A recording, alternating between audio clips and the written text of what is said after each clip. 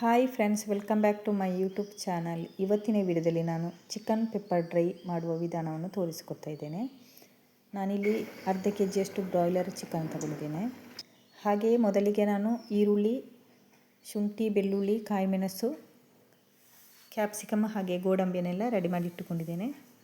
ಹಾಗೆ ಒಂದು ಬಾಣಲಿಗೆ 2 ಟೇಬಲ್ ಸ್ಪೂನಷ್ಟು ಸನ್ಫ್ಲವರ್ ಆಯಿಲ್ ಹಾಕಿ ಆ ಎಣ್ಣೆ ಕಾದ ನಂತರ ಅದಕ್ಕೆ ಸಾಸಿವೆ ಹಾಕಿದ್ದೇನೆ. ಅದು ಚಿಟಪಟ ಅಂದಮೇಲೆ ಗೋಡಂಬಿ ಹಾಕಿದ್ದೇನೆ.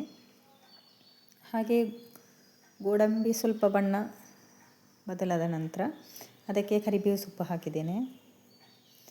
ಕರಿಬೇವು ಸೊಪ್ಪು ಹಾಕಿದ ನಂತರ ಮೊದಲಿಗೆ ಬೆಳ್ಳುಳ್ಳಿ ಮತ್ತು ಶುಂಠಿಯನ್ನು ಹಾಕಿದ್ದೇನೆ. ಇದು ಒಂದು ಅರ್ಧ ಸೆಕೆಂಡು ಬಿಸಿಯಾದರೆ ಸಾಕು. ನಂತರ ನಾನು ಕಟ್ ಮಾಡಿಟ್ಟಂತಹ ಮೀಡಿಯಮ್ ಸೈಜಿನ ಈರುಳ್ಳಿಯನ್ನು ಹಾಕಿದ್ದೇನೆ. ಅದನ್ನು ಸಹ ಹಾಗೆ ಚೆನ್ನಾಗಿ ಮಿಕ್ಸ್ ಮಾಡಬೇಕು. ಅಂದರೆ ಅದರ ಬಣ್ಣ ತಿರುಗುವ ತನಕ ನಾವು ಹೀಗೆ ಫ್ರೈ ಮಾಡ್ತಾ ಇರಬೇಕು.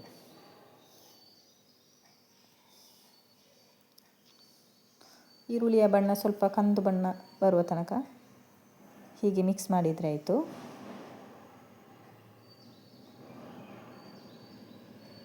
ನಂತರ ಅದಕ್ಕೆ ಕಾಯಿಮೆಣಸು ಹಾಗೆ ಕ್ಯಾಪ್ಸಿಕಮ್ ಒಂದು ಅರ್ಧ ತಗೊಂಡಿದ್ದೇನೆ, ಮೀಡಿಯಮ್ ಸೈಜಿನ ಅರ್ಧ ಕ್ಯಾಪ್ಸಿಕಮ್.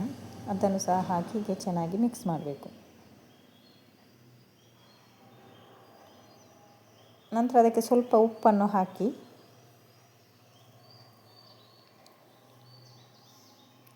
ಒಂದು ನಿಮಿಷಗಳ ಕಾಲ, 1 ನಿಮಿಷ ಸಹ ಬೇಡ, ಸ್ವಲ್ಪ ಹೊತ್ತು ಸಾಕಾಗ್ತದೆ, ಹೀಗೆ ಮುಚ್ಚಿಟ್ಟರೆ ಆಯಿತು.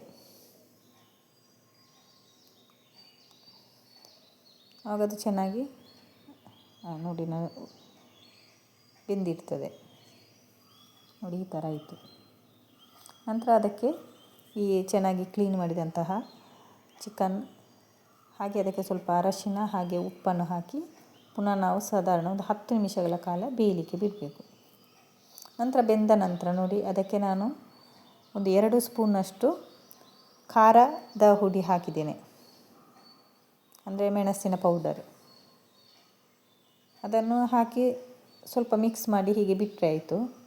ನಂತರ ನಾನಿಲ್ಲಿ ಸ್ವಲ್ಪ ಜೀರಿಗೆ ಮತ್ತು ಕೊತ್ತಂಬರಿ ಪೌಡ್ರು ಅಂದರೆ ಧನಿಯಾ ಪೌಡ್ರನ್ನು ಹಾಕಿದ್ದೇನೆ. ನಂತರ ಟೊಮೆಟೊ ಸಾಸ್ 1 ಸ್ಪೂನಷ್ಟು ಹಾಕಿದ್ದೇನೆ, ಬೇಕಾದರೆ ಜಾಸ್ತಿ ಸಹ ಹಾಕ್ಬೋದು.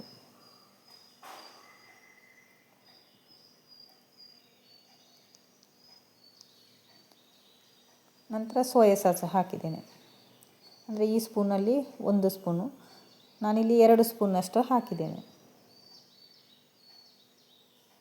ಅಂದರೆ ನಾವಿದಕ್ಕೆ ನೀರನ್ನು ಯೂಸ್ ಮಾಡಬಾರ್ದು, ಚಿಕನಲ್ಲಿ ಇದ್ದ ನೀರೇ ಸಾಕಾಗ್ತದೆ. ನೋಡಿ ಹೀಗೆ ಚೆನ್ನಾಗಿ ಮಿಕ್ಸ್ ಮಾಡಬೇಕು.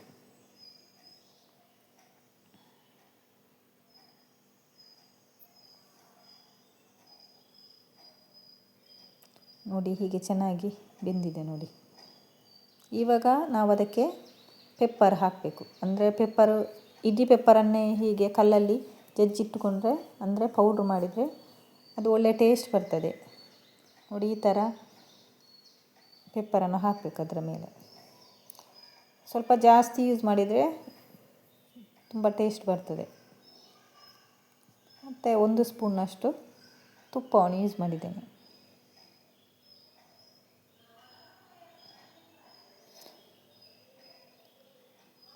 ನೋಡಿ ಈಗ ಕಂಪ್ಲೀಟ್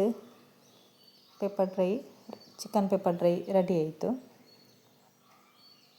ಇದು ಮಕ್ಕಳಿಗೆಲ್ಲ ತುಂಬ ಇಷ್ಟ ಆಗ್ತದೆ, ಅಂದರೆ ಒಳ್ಳೆ ಟೇಸ್ಟ್ ಇರ್ತದೆ ಇದು. ನಂತರ ಲಾಸ್ಟಿಗೆ, ಅಂದರೆ ನಾವು ಸ್ಟವ್ ಆಫ್ ಮಾಡುವ ಸ್ವಲ್ಪ ಮುಂಚೆ ಕೊತ್ತಂಬರಿ ಸೊಪ್ಪನ್ನು ಹೀಗೆ ಮೇಲೆ ಸ್ಪ್ರೆಡ್ ಮಾಡಿದರೆ ಆಯಿತು. ನೋಡಿ ಈಗ ಚಿಕನ್ ಪೆಪ್ಪರ್ ಡ್ರೈ ಸವಿಯಲು ಸಿದ್ಧವಾಗಿದೆ.